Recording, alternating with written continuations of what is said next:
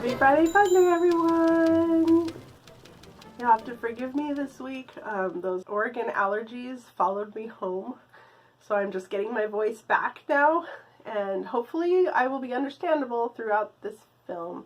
We are back onto topics for July.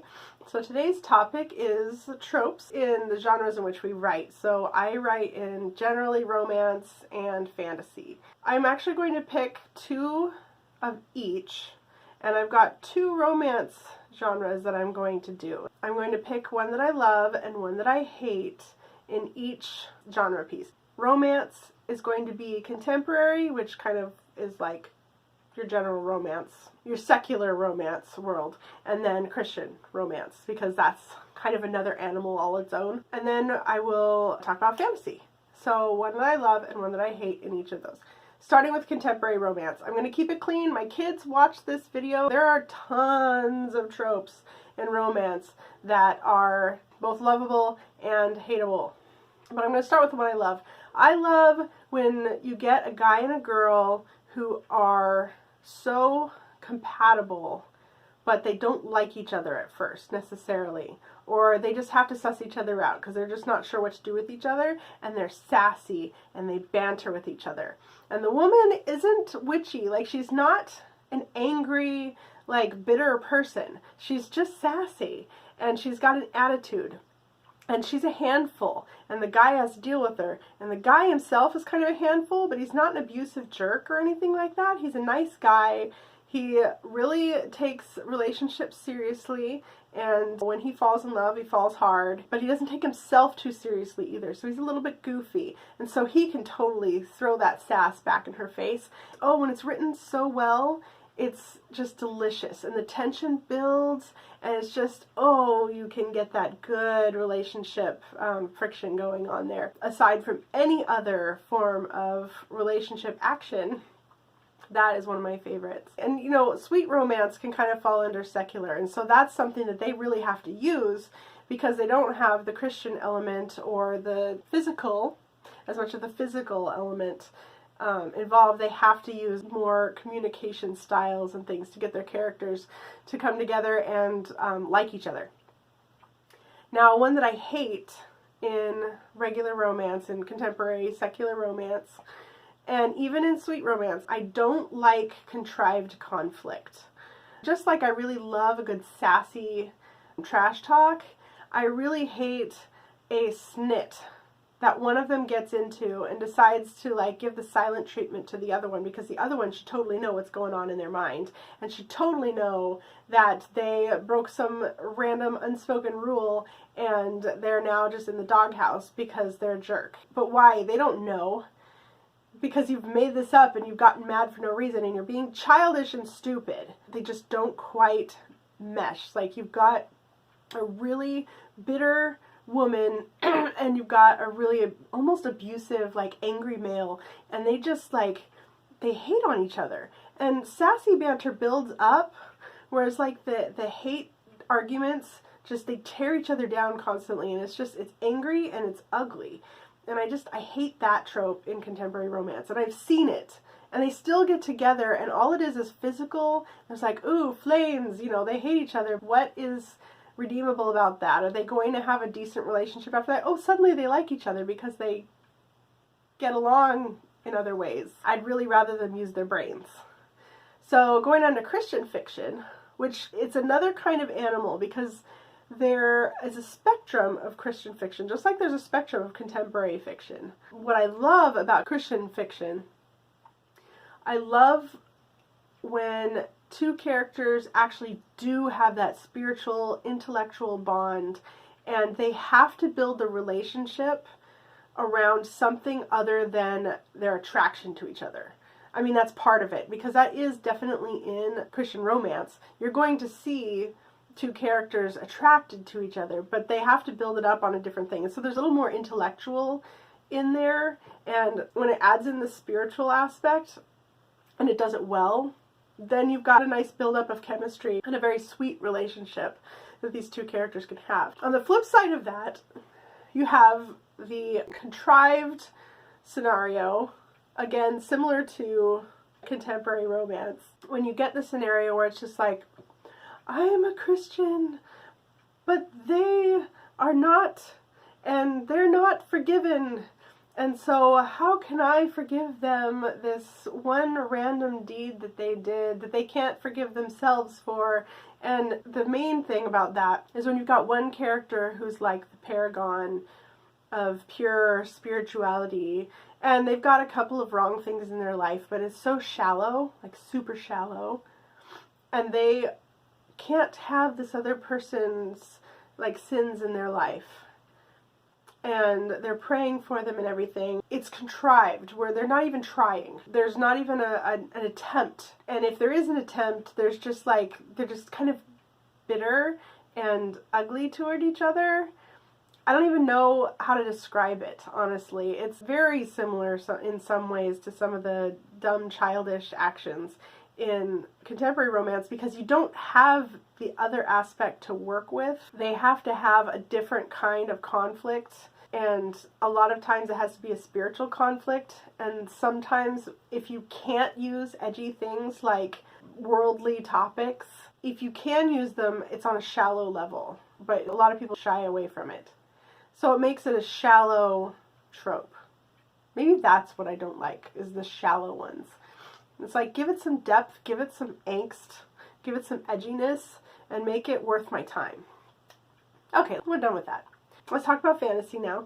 Fantasy is like one of my big favorites. I really do love romance. I have romance in all the genres that I write, but fantasy is just like, it's the one I tend to lean toward. It's the one that I love because you've got made-up worlds and epic wars and these big sweeping storylines. One thing I love in epic fantasy especially is the found family. When you have this ragtag group of people who get together and they're all misfits and they don't quite match, but they do match because they all just kind of fit together in a certain way. And it's not the ones that are thrown together because they're all the chosen ones or anything necessarily. I like it when they have chemistry. You have like the protagonist who is generally orphaned, because how else are you going to get them out the door? Something tragic happened in their lives and now they're out adventuring. And they don't have family. And so they end up creating this family around them. And it's just this lovely relationship all around. It's not romance necessarily, but the platonic side is almost as important as the romantic side. I will ship all my characters, but not all of them are romantically shipped. A lot of them are platonically shipped. When you have that person fighting for another person for no other reason than you are now my adopted sister and I'm going to take you on and keep you safe. It's beautiful and I love it. And it's just, it's delicious.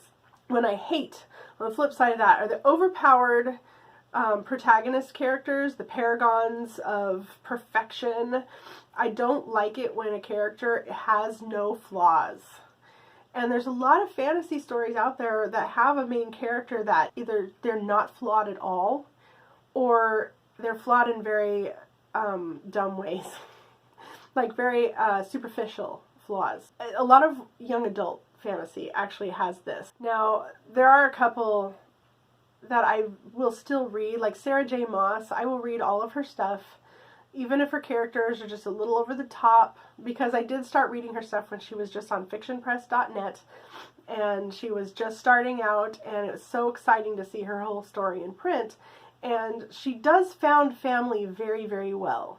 Her character's a little on the overpowered side, especially for a female character. I like to see females who can figure out how to counteract being a weaker body, or a weaker subject than these big powerful men or whatever that they might be with, without having to be also a big powerful person.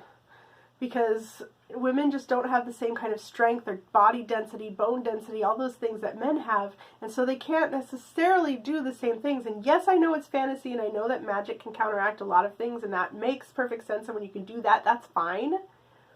But if they're just out there swinging a sword the same as a man, without some kind of compensatory anything, then it's just like, okay, can't we have the flaw here? Anyway, I also don't like the bitter, angry woman character either, who's like paired with the really dark, angry abusive male, and not even romantically, just like maybe they're the heroes or something like that, and they never grow out of that. They just continue to use those things to their advantage and then become martyrs. That's even worse, when these paragon overpowered characters are martyring themselves and people are just like, oh, our heroes are dying. I was like, no, they're horrible in the first place. Go find yourself better heroes.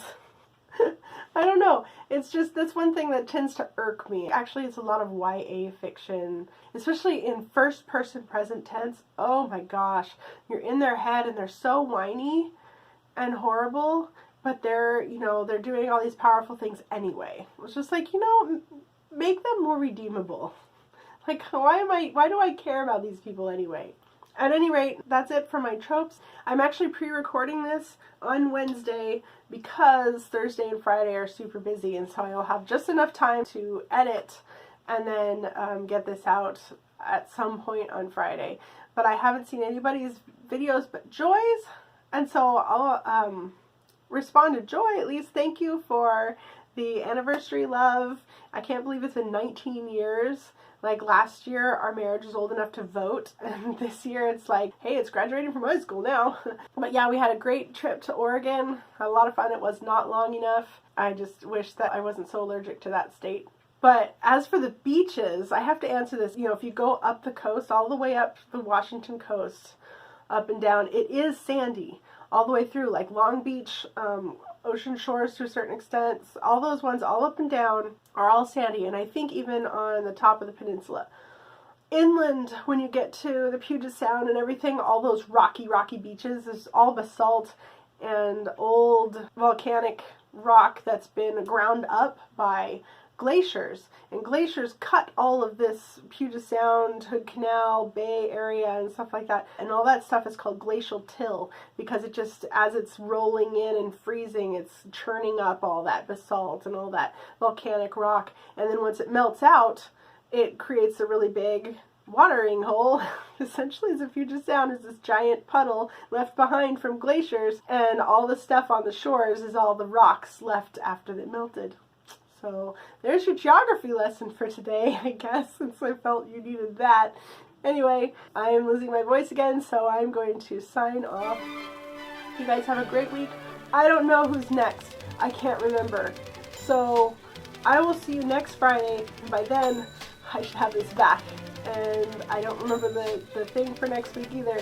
Have a great holiday. My brain's already on holiday. So, happy birthday, United States. Yay! Bye.